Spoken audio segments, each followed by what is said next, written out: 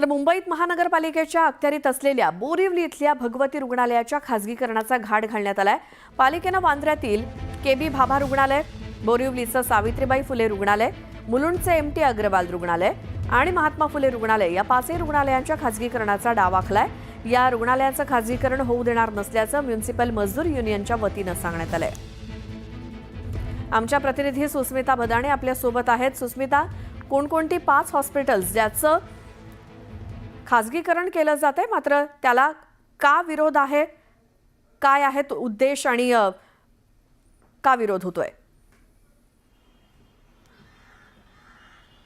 खरं तर भगवती रुग्णालय हे उपनगरीय भागातील अनेक नागरिकांसाठी महत्त्वाचं ठरणार। अगदी पालघर पासून बोरिवलीपर्यंतच्या अनेक नागरिकांना आरोग्य सुविधा देण्यासाठी हे साधारण रुग्णालय महत्त्वाचं ठरणार होतं।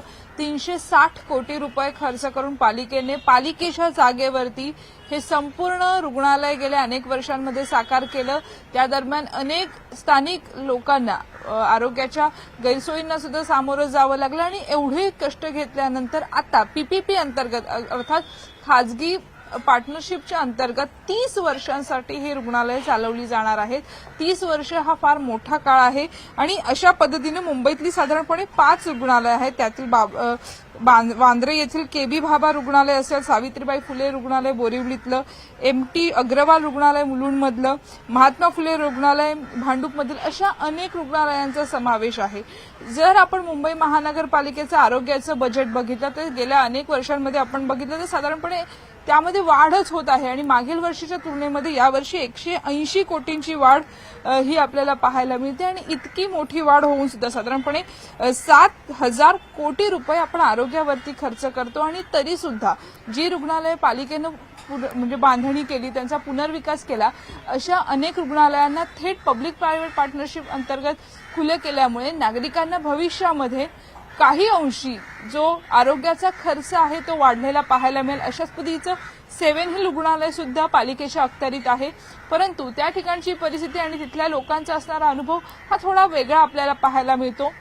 भगवती रुग्णालयाकडे उपनगरीय भागातील केएम रुग्णालय अशा पद्धतीनं पाहिलं जात होतं, परंतु अशा पद्धतीने जर त्यांचं खाजगीकरण होत असेल तर विविध स्तरातनं त्याचा विरोध हा होत आहे। स्थानिक लोकांनी याचा विरोध केलेला आहे। प्रशासनाकडनं मात्र याला कुठल्याही पद्धतीचं उत्तर दिलं जात नाही। अनेक राजकारण्यांनी सुद्धा याविषयी पत्रव्यवहार केलेला आहे। त्यामुळे हा मुद्दा फक्त एका रुग्णालयापुरता सीमित राहिलेला नाही। रुग्णालय बांधण्यासाठी जर पालिका खर्च करू शकते तर रुग्णालय चालवण्यासाठी सुद्धा तशा पद्धतीची यंत्रणा साकार करायला हवी, असाही एक महत्त्वाचा मुद्दा या निमित्तानं जोर होते।